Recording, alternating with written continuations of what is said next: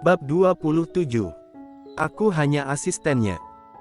Jika dikatakan bahwa Claire memiliki sedikit fantasi tadi, pada saat ini, tidak ada lagi dikarenakan kata-kata dingin dari Colden Ye.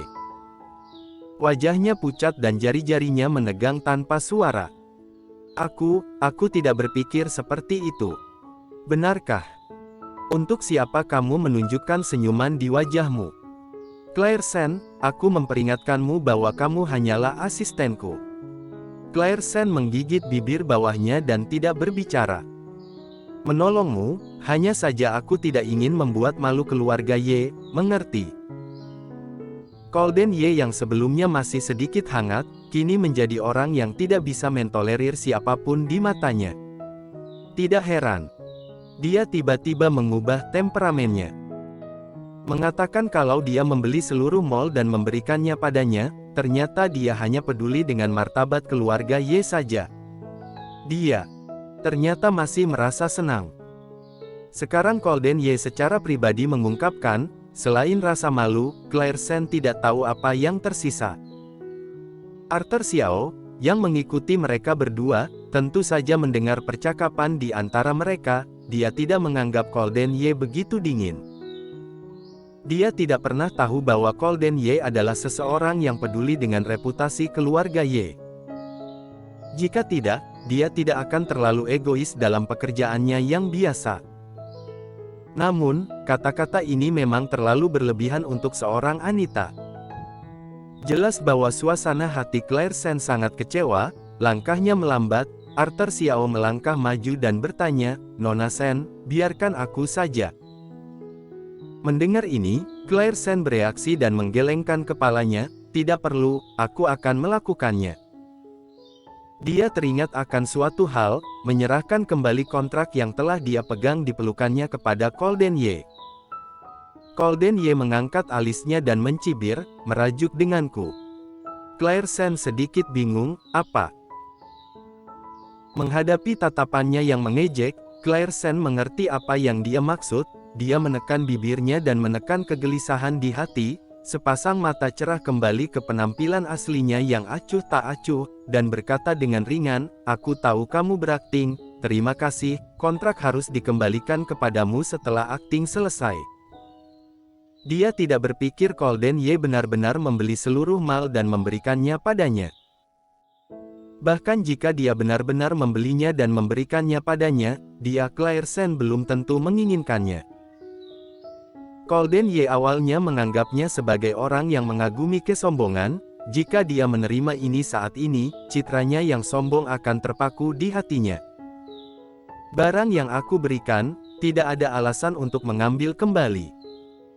Gerakan tangan Claire berhenti, menekan bibirnya dengan keras kepala menjawab, "Aku tidak akan menginginkan hal-hal yang bukan milikku." Sepertinya Colden Ye sedikit tercengang. Setelah beberapa saat, ada sentuhan ejekan di mata yang dalam itu, mencibir, "Oh,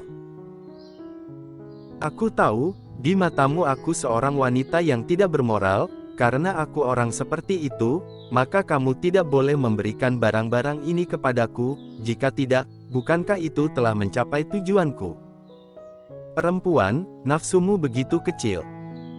Claire menggigit bibirnya dan dengan marah mengatakan, "Tentu saja tidak."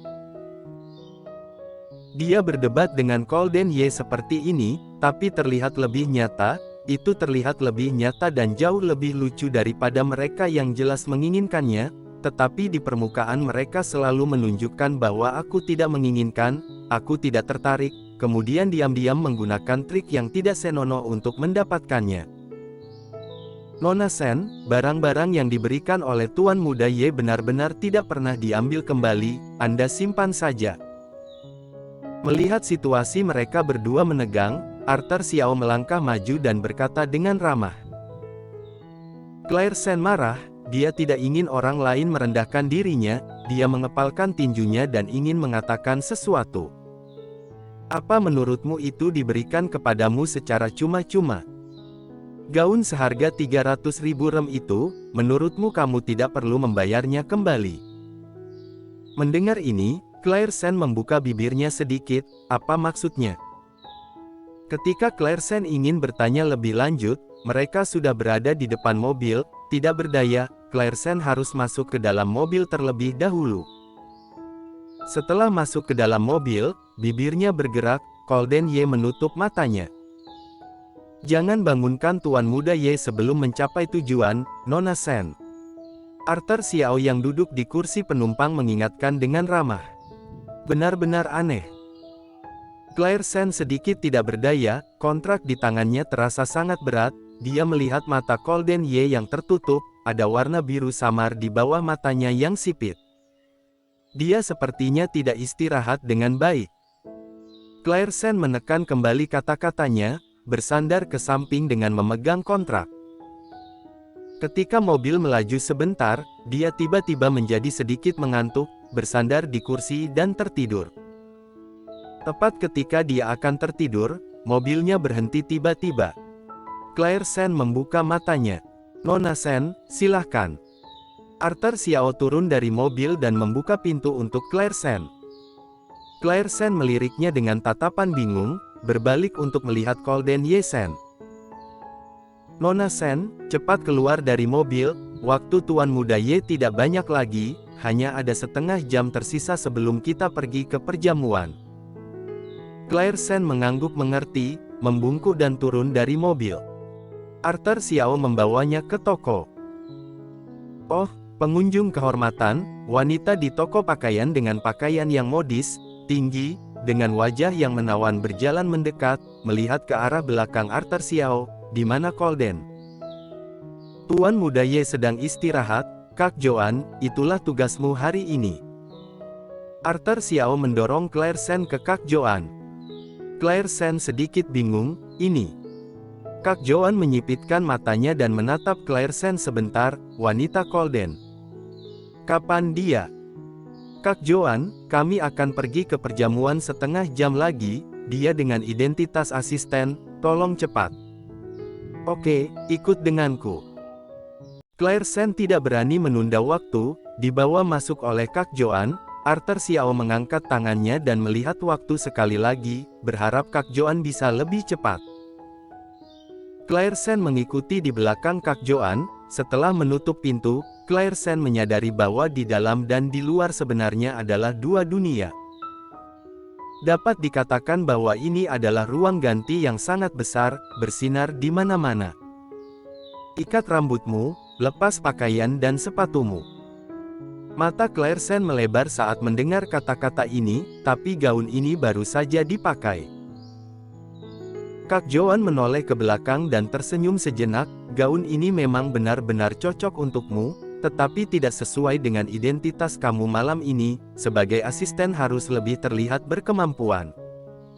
Claire Sen mengerti sekarang. "Aku mengerti." Kemudian dia dengan patuh bersembunyi ke samping untuk menanggalkan pakaian. Kak Joan melirik Claire Sen ketika dia sedang sibuk, melihat bahwa dia bersembunyi di sudut dan membuka baju. Ketika dia bertemu dengan pandangannya, wajah putih Claire Sen memerah seketika, kemudian dia tidak berani bergerak. "Apa? Di mana Golden Ye menemukan wanita yang begitu menarik? Bahkan tersipu saat berganti pakaian, betapa lugu ini." Kak Joan berberes sebentar dan memberinya setelan putih. "Pakai ini." "Oh, oke." Claire Sen buru-buru mengulurkan tangan untuk mengambilnya, kemudian berbalik untuk berganti pakaian dengan patuh. Kak Joan menatap punggungnya sebentar, lalu tiba-tiba mengangkat bibirnya dan bertanya, "Apakah hubunganmu dengan Golden adalah kekasih?" Mendengar itu, gerakan Claire Sen berhenti, lalu menggigit bibir bawahnya dan menggelengkan kepalanya. "Tidak. Apakah dia mengejarmu?" Claire Sen sedikit mengernyit, baru akan menjelaskan hubungan antara keduanya. "Yah, kamu tidak perlu mengatakan, aku sudah mengerti, Golden membawa seorang wanita kepadaku untuk pertama kalinya." "Kak Joan, kamu salah paham, aku hanya asistennya." Bersambung.